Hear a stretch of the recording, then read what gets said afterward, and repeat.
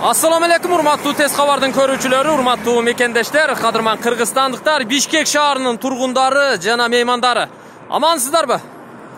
Тез кабар каналы бүгүн 2019-жылдын 4-февралында Бишкек шаарындагы сатыла турган үйлөр боюнча маалымат берүүнү баштады. Андыктан биздин каналды сиздер кызыгып, маани берип, зерикпестен, эринбестен көрүп туруңуздар. Biz bugün birinci gana çıkarılışımızda Bişkek'teki Ağordo konuşundağı satıla turgan üy boyunca malumat vermekçiyiz. Bul köçü Barpı Alıkulov köçösü. Mına uşul köçö menen tüz barsanızlar Alıkulov köçösü menen Çüy prospektisinin kesilişinden taktap aytkanda Kirkom buruluşundan çıgasızlar. Alemi bul jerde Frunze gipermarketi dağı jaygaşkan. Egerde Frunze'den çıkıp solga burulup Barpı Alıkulov köçösü menen tüz jogorу көтөрүлсөңүздөр Gagarin köçösü menen kesilişke kelesizler. Mına uşul köçö sol jaktan burulgan. Gagarin köçösü. Oңго burulup tüz Alato 3 жаңы konuşuna чейин барат. Men азыр ушул жактан келдим. Сиздерге көрсөткөн Frunze бул жакта. Ал эми о маңдайда Elnur деген мел комбинат жайгашкан. Бул перекресттокту көрүп турасыздар. Gagarin көчөсү менен Барпы Alıkulov көчөсүнүн кесилиши. Gagarin менен түз чыгыш тарапка барсаңыздар, шаарга кирип кетесиздер. Ал эми биз Gagarin менен Alıkulov көчөсүнүн кесилишинен батыш тарапка нары карап жүрөбүз. Бир аз жүргөндөн кийин 50-100 метр жүргөндөн кийин солго бурулуп Акболпон көчөсүнө киргенде сатыла турган үй жайгашкан. Андыктан биз менен бирге болуп туруңуздар. Биз сиздер менен чогуу барабыз, чогуу көрөбүз. Азыр үй ээси күтүп жатат. Биз Gagarin менен жүрдүк дагы. Gagarin'дин кире беришинде, мына Gagarin көчөсүнүн кире беришинде темир жол турат, көрүп турасыздар. Ал эми бул жагы жана сиздерге белгилеп өткөн Elnur. Ушул жерден өткөндө солго эле бурулуп Акболпон көчөсүнө киребиз. Бир аз киргенден кийин 20 метрден кийин оң жака бурулабыз. Biz сиздерге айткан Акболпон көчөсү менен сол жака бурулуп 100 метр ичкериге кирдик. Сатыла турган бардык шарты бар үй мына ушул үй.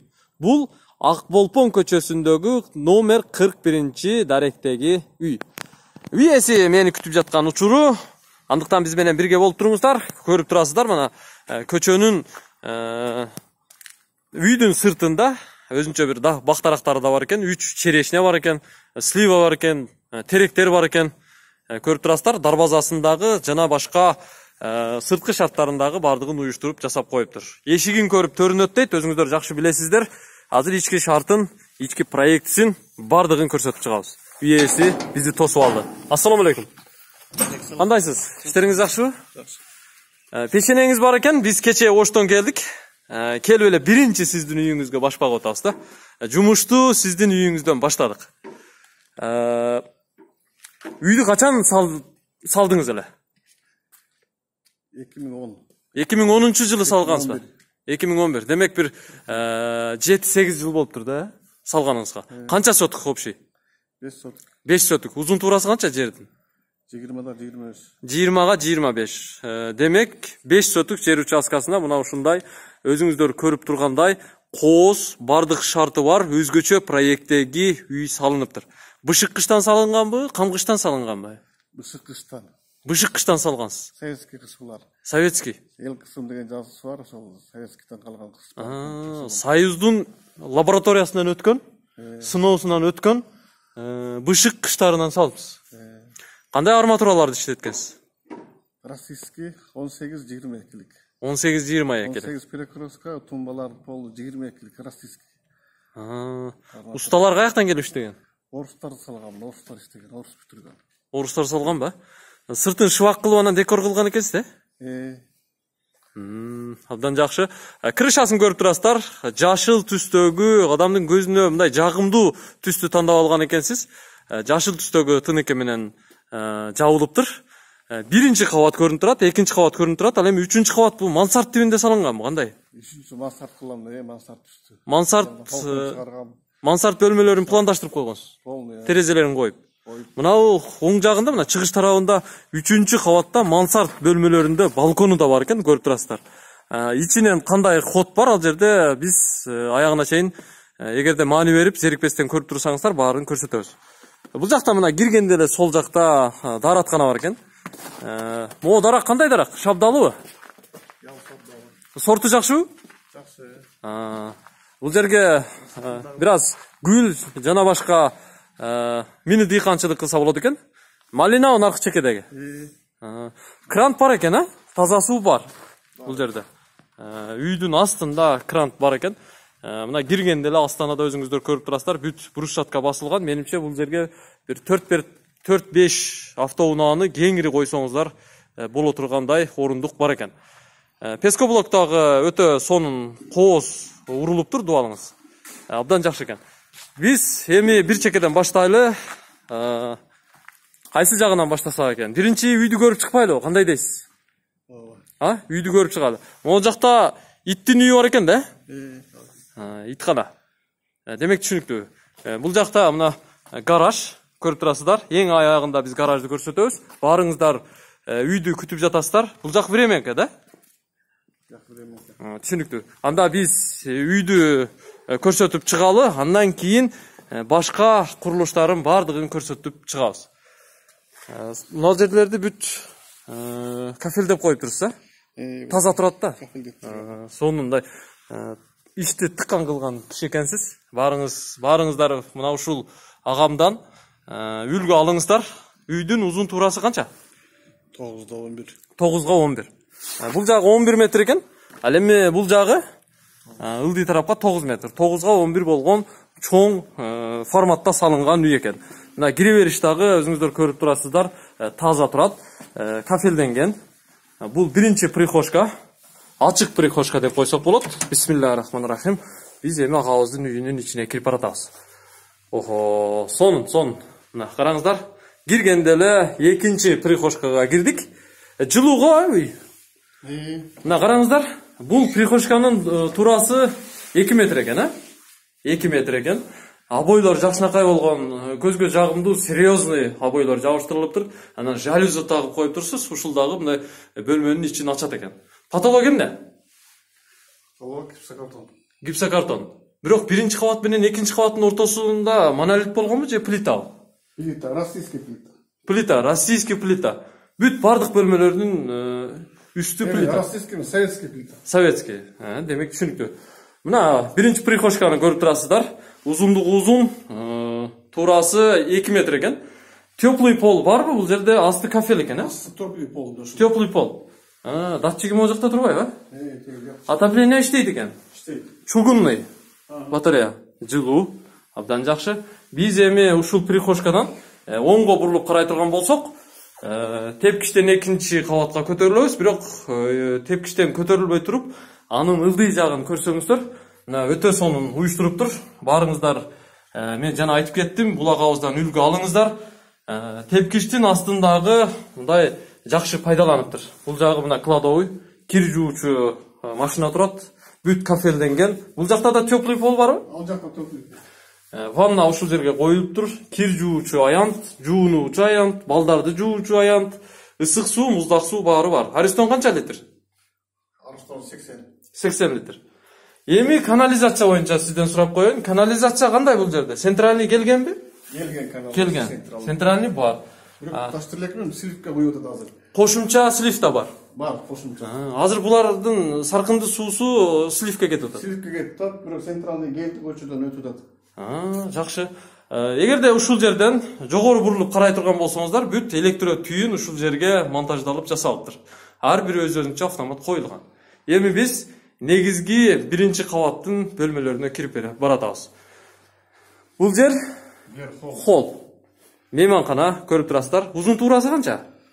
4,5 7. 4,5 7. Демек түшүнүктүү. 4,5 7 болгон холл экен. Терезеси пластик, ал эми потолок гипсокартондон кооз люстра коюлуп, оймо чиймеленип, сонун жасалыптыр. Полго маани берип карап коюңуздар. Мына жылтыраган паркет, ламинат. Ал эми обойлор болсо, моющий жакшынакай болгон обойлор коюлуптур, көрүп турасыздар. Эми бул холдон оң жакка бурулуп киребиз. Бул жак менимче кухня экен. Киргенде эле көрүп турасыздар, кухня экендигин байкап турасыздар. Сол жакка бурулуп карай турган болсоңуздар, кухня мебель коюлган. Ушул жерге размери алынып, анан коюлуптур. Ал эми оңго бурулуп карасаңыздар, бул жерде мойка, бүт дубалдар кафел менен кафелденип жасалган. Тез кабарды келет деп, бул жерде погребти ачып койгон турбайсызбы?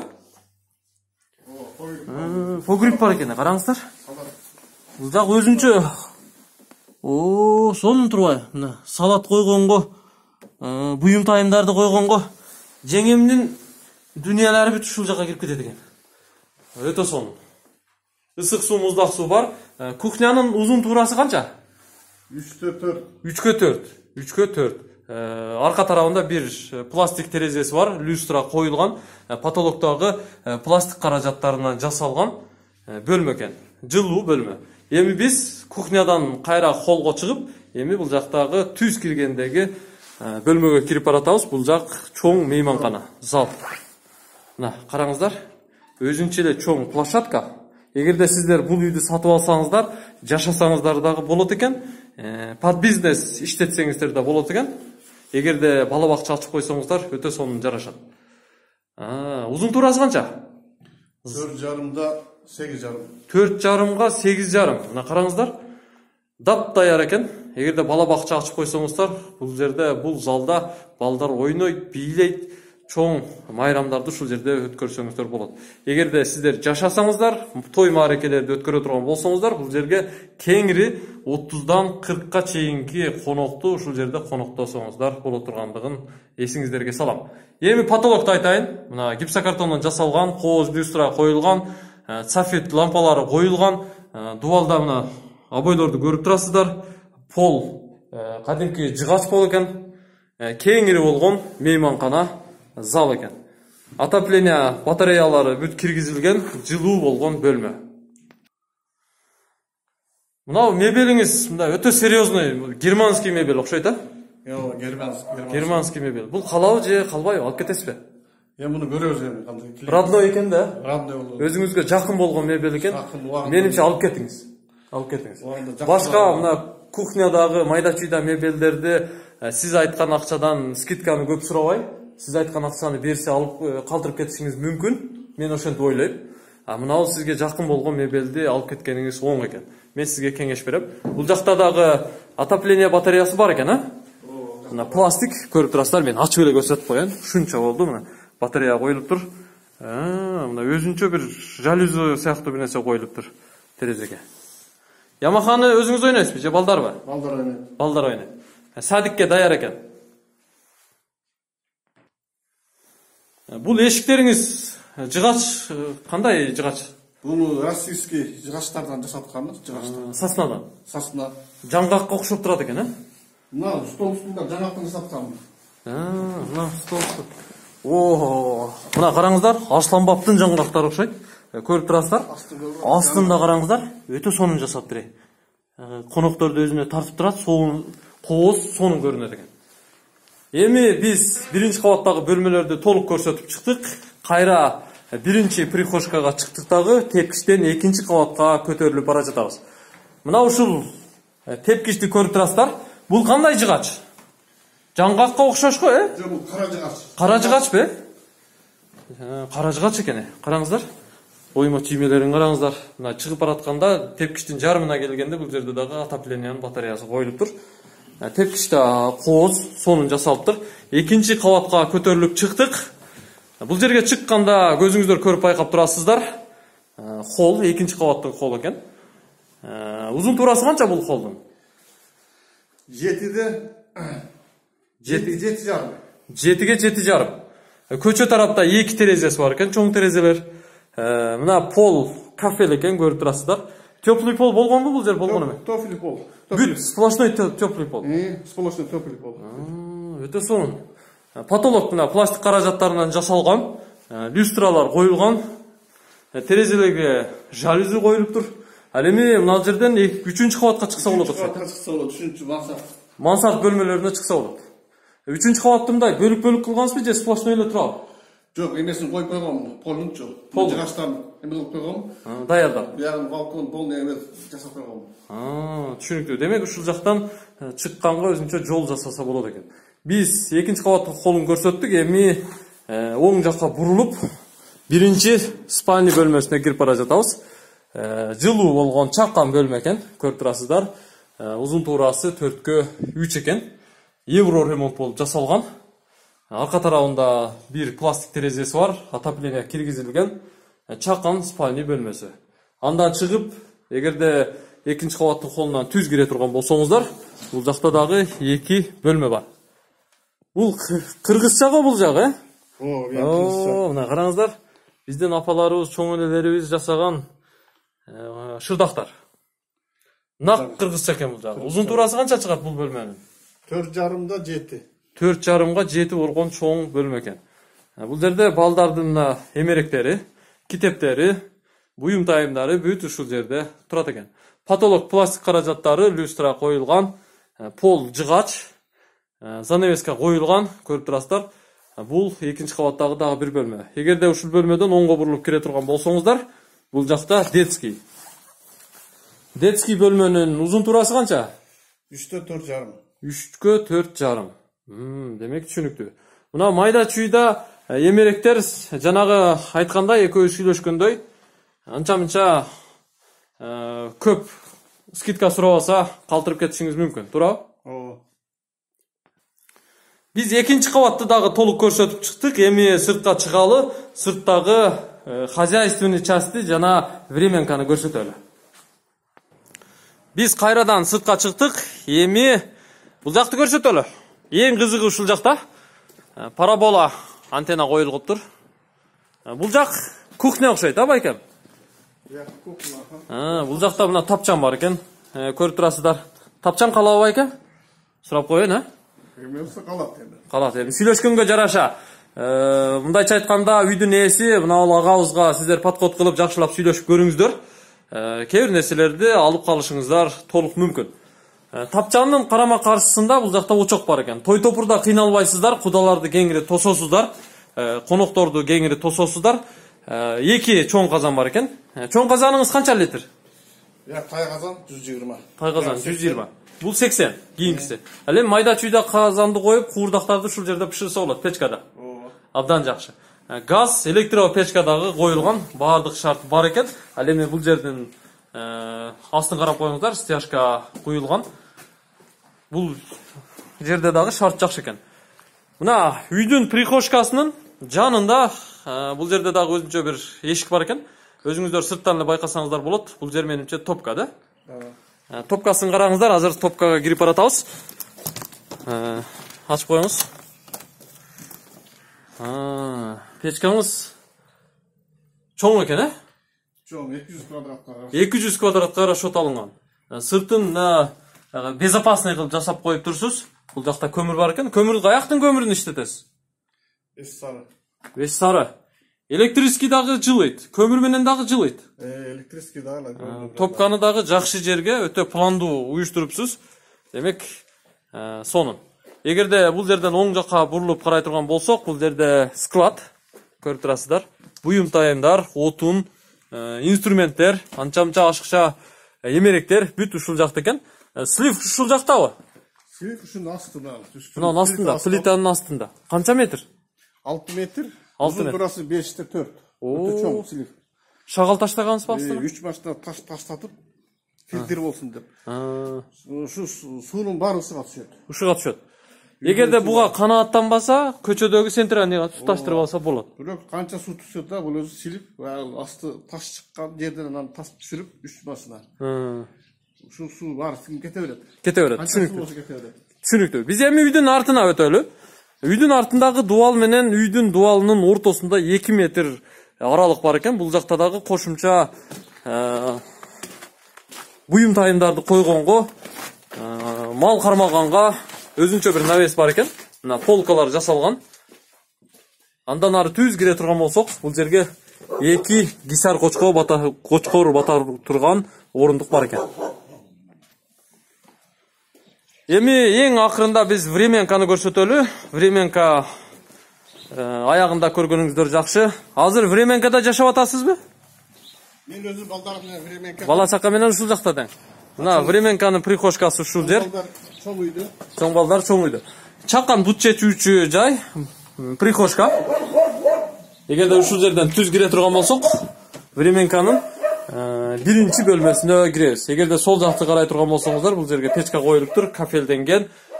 Бул бөлмөнүн туурасы 3 метр, ал эми узундугу 4,5 метр болгон бөлмө экен. Оңго бурулуп кире турган болсок, бул жерде Временканын чоң бөлмөсү. Узун туурасы канча мунун? 5,4. 5,4. Мына дуалды катырыпсыз го, Жөлөнүп отурганга өтө ыңгайлуу, анан жылуу. Сонунда жылуулукту да кармап турат. Сыртынан да ичинен да пена менен эметилген. Пена менен жабдылып жылууланган. Жылууланган. Пол эмне? Жыгач? Пол жыгач. Жыгач экен. Потолок пластик каражаттарынан жасалган, люстра коюлган. Астана тарапта бир терезеси бар, пластик. Көрүп турасыздар.